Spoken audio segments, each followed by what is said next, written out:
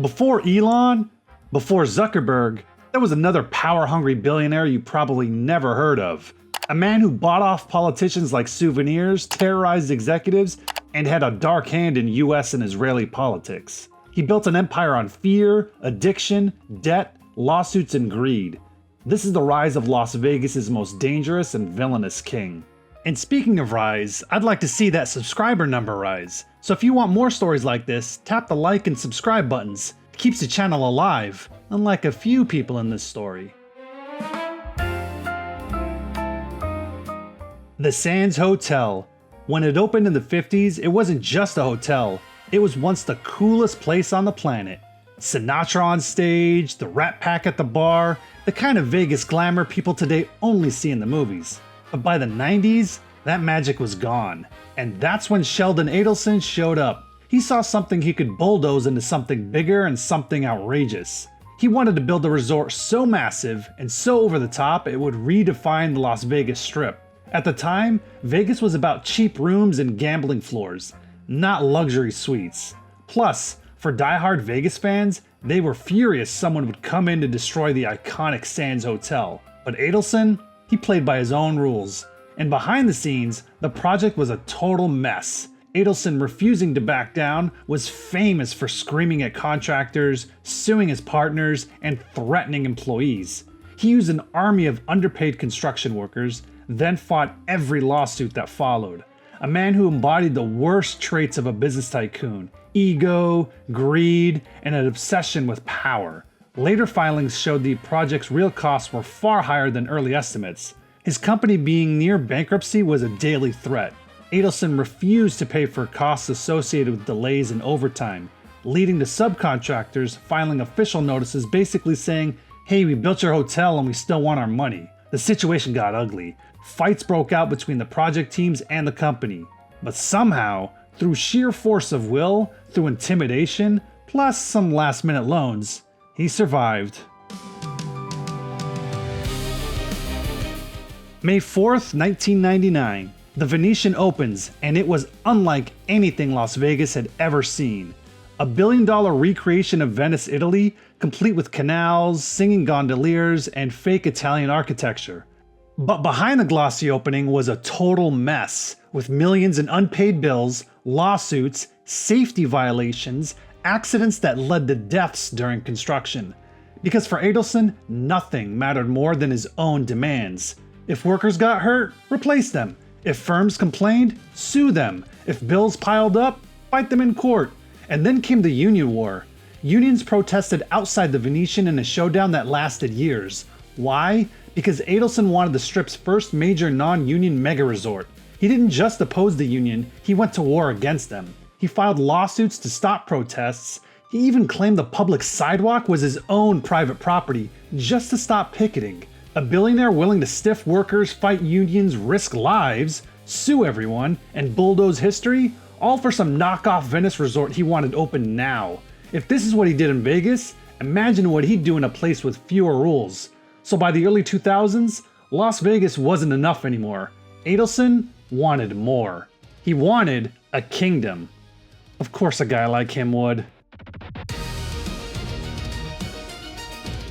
But before he could build his kingdom, he had to deal with a pair of spoiled princes. His own sons, Mitchell and Gary, from his first marriage. It got ugly, real ugly. They sued him. Not over inheritance. They were suing him because they said he cheated them, financially, on purpose. According to the lawsuit, they allege he deliberately lied to them about the value of their minority stake in his Comdex empire, all so he could buy them out cheap. Because for Sheldon Adelson, money matters more than family. The court records don't read like a family dispute. They read like a WWE promo battle with back and forth insults. One judge said the litigation showed deplorable rancor and behavior on all sides. Not the kind of languages judges usually break out unless things have gone way off the rails. The judge didn't buy the son's story either, but the description of Sheldon Adelson, he was labeled a harsh, demanding, unfeeling, successful businessman, furious at what he saw as over-pampered, substance-abusing, ungrateful sons. It was the kind of courtroom portrait that confirmed what a lot of people already believed. Sheldon Adelson didn't soften for anyone. Not for partners, not for executives, not even his own kids. Well, what do you expect when you live the life of greed, exploitation, lies, and bullying? You're not exactly going to spawn some Boy Scouts. In the end, he won the case. But it left a mark. Because if you're willing to go to war with the people who share your blood, imagine what you'll do to everyone else. By 2004, Adelson was looking east for his kingdom, and he found it in Macau, a tiny speck of land on China's southern coast. The only Chinese territory where full-scale casino gambling was legal. For decades, it was controlled by local tycoons with deep connections to organized crime. Most American casino operators approached Macau cautiously. Not Adelson. He charged in like a man who believed the world owed him a kingdom. Against all odds, his first project, the Sands Macau, opened in 2004 and quickly became a hit.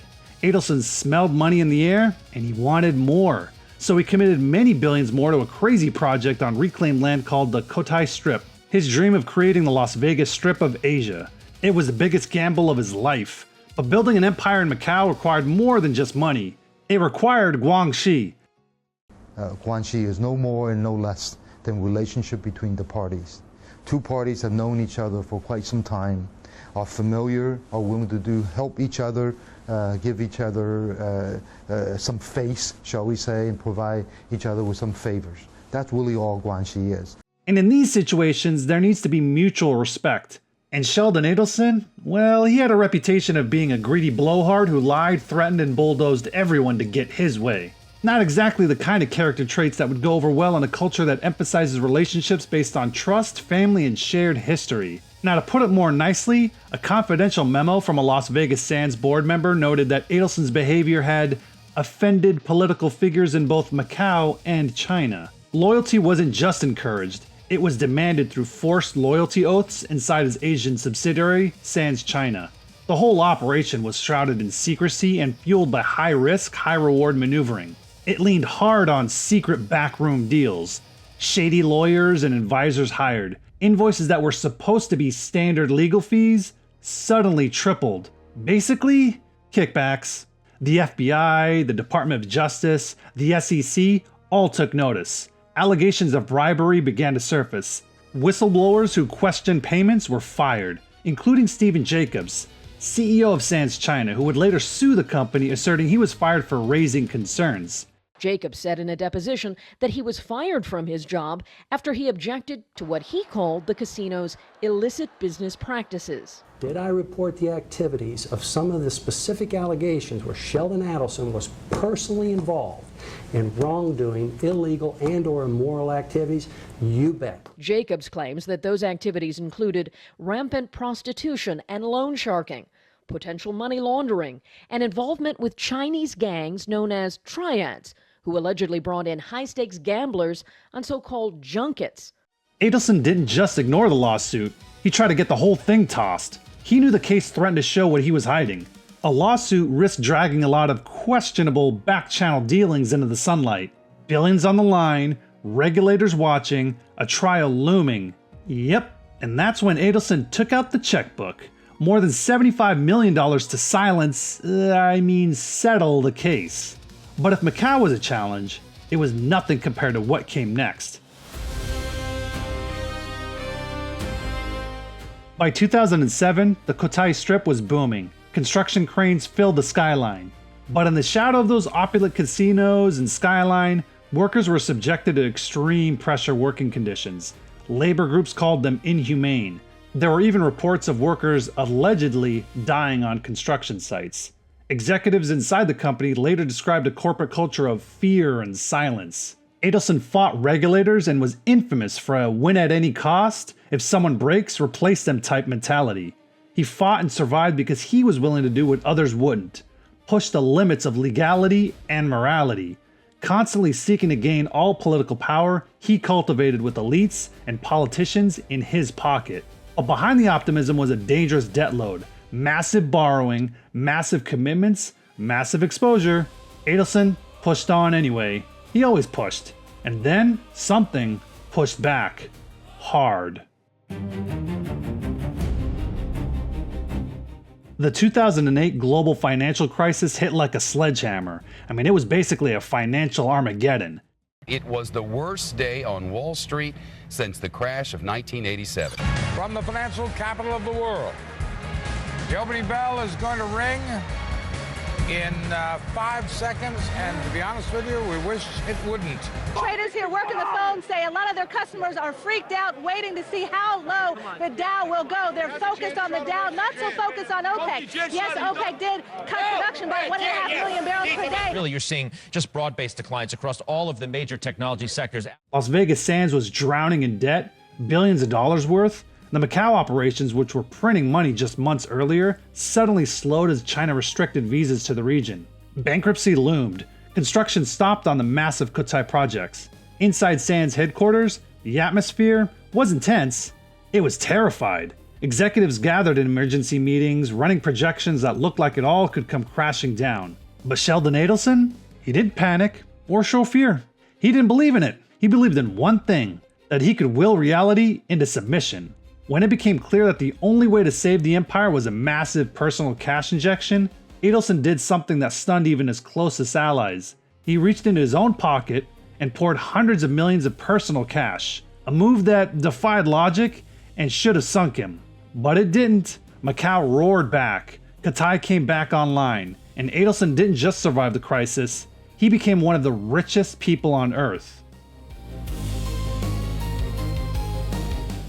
As Cotai surged, the world saw the glittering towers. Construction workers faced grueling schedules and difficult conditions that prompted protests and outcry from labor groups. Inside Sands China, the corporate atmosphere remained tense. People who worked under Adelson said one thing consistently: he ruled with total authority. Adelson fired his own company president, Bill Wiedner, in 2009 after what Wiedner called differences about the management of the company. When asked if other top executives might leave, Adelson's response? Nobody's indispensable. Oof, talk about loyalty. And with the empire stronger than ever, Adelson set his sights on something new, the future. But not in the way everyone else did. By the early 2010s, online gambling was rising fast. But Adelson rejected it. To him, online gambling was an attack on the kind of empire he built. An empire of physical spaces, luxurious halls, and environments he could control. Digital gambling? He couldn't dominate that, so he fought it aggressively. I think it's a train wreck. It's really toxicity. It's a cancer waiting to happen. Mr. Adelson, when you say that it's not a money issue, there's part of it that has to be for you, but I still want to quote you some statistics here because I was looking at some research in Europe where online gambling is legal, and basically there's a 20% decrease in visitation and participation to land casinos. Right. Meaning that if there is online gambling, people go to casinos less. So that has to factor somewhere in, and a cynic would say, basically you're just trying to protect your own land-based casinos. He formed the Coalition to Stop Internet Gambling, hired lobbyists, met with lawmakers, funded legislation. Adelson bought off politicians like Senator Lindsey Graham, who then introduced a bill drafted by, hey, wouldn't you know it, Adelson's own lawyers to effectively ban online gaming nationwide. The so-called Restoration of America's Wire Act? Critics called it crony capitalism. Adelson called it protecting children. I mean, both are right. Now, without getting too political, no matter what side you're on, one thing is consistent. When you're a billionaire, politicians are easy to buy off. And in 2018, after donating to politicians, Adelson got what he wanted. The Department of Justice reversed its 2011 ruling, declaring all online gambling illegal under federal law. By 2019, Adelson was still CEO, still involved, still formidable, but age and illness had begun to slow him down. Then COVID came and it devastated the casino industry. Sands revenue dropped by more than 80% in 2020. And yet, in a rare and surprising decision, Adelson continued paying many employees despite the shutdowns. It would be a final act of grace because on January 11, 2021, Sheldon Adelson died. The ruthless man who built and nearly lost a global empire was gone. His wife Miriam inherited the empire, control over newspapers in Israel and Nevada, political influence that stretched from Washington to Tel Aviv. She didn't just inherit his fortune, she inherited his playbook. Miriam poured millions into political campaigns, buying off politicians, donating to them, backing the push for the US Embassy to move to Jerusalem, and funding pro-Israel influence groups. There were two things Sheldon cared for most in this world. First was money, and second was Israel. In fact, he once said he wished he'd served in the Israeli army. And remember, he was American. So when Miriam kept the money flowing, it proved the Adelson strategy hadn't died with him. If you want something from Washington, you pay for it. In March of 2021, just 2 months after his death, the Las Vegas Sands announced it would sell all its Las Vegas properties for $6.25 billion and focus entirely on Asia. The very properties that had defined Adelson's career were sold to investment firms, and the aggressive push against online gambling, that died with Adelson. For all the marble he stacked and the billions he swung around, there was one truth he never understood. You can bully contractors, you can fire executives, you can buy off politicians, but you can't beat time. Time doesn't care how loud you yell or how high your towers go, or how many people you steamroll along the way.